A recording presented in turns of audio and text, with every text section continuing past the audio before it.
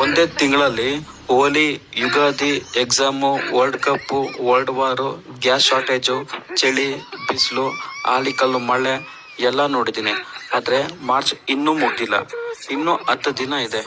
ಜೊತೆಗೆ IPL ಕೂಡ start ಆಗುತ್ತೆ. ತುಂಬಾ ದೊಡ್ಡ ತಿಂಗಳಪ್ಪ ಮಾರ್ಚು.